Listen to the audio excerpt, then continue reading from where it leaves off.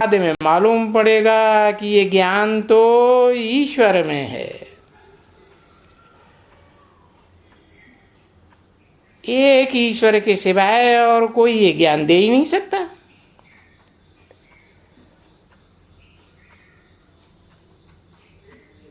ईश्वर किसे कहे?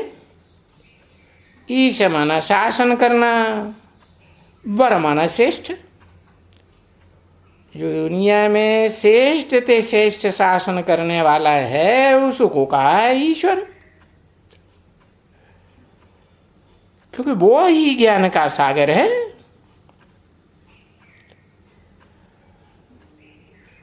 तो वो उससे ये ज्ञान लिया है।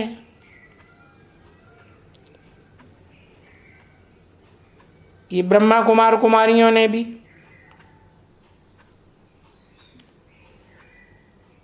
तो तुम बच्चों की बुद्धि में बेहद का बाप है, बेहद की नॉलेज है।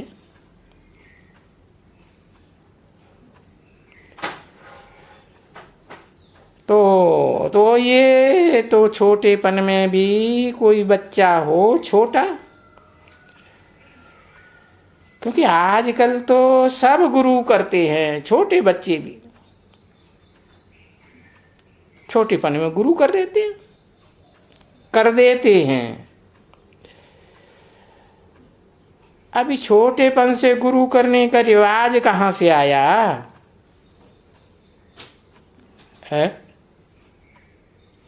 कहाँ से आया, कैसे आया? यहां से आया ये तो बता देते हैं, फिर कैसे आया?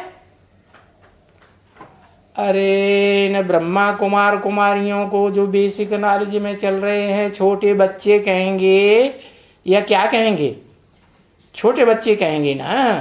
हाँ, तो ये छोटेपन से ही गुरु करने का रिवाज यहां से आता है। जब ईश्वर को पहचानेंगे तो उसे गुरु मानेंगे या नहीं? और गुरु या सदगुरु साकार होता है या निराकार होता है? साकार होता है। तो ये पुरुषोत्तम संगम युग से रिवाज आया। बाकी वास्तव में तो असल में तो वानप्रस्थ में गुरु करना चाहिए, परंतु इस समय में सभी वानप्रस्थी हैं। बाप ने बताया विनाश सामने खड़ा है, इसलिए छोटेपन से ही समझाया जाता है। क्या? शिव बाबा को याद करो।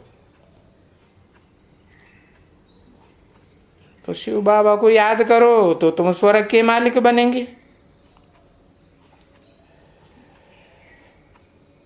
तो गोया इस नरक से निकल जाएंगे।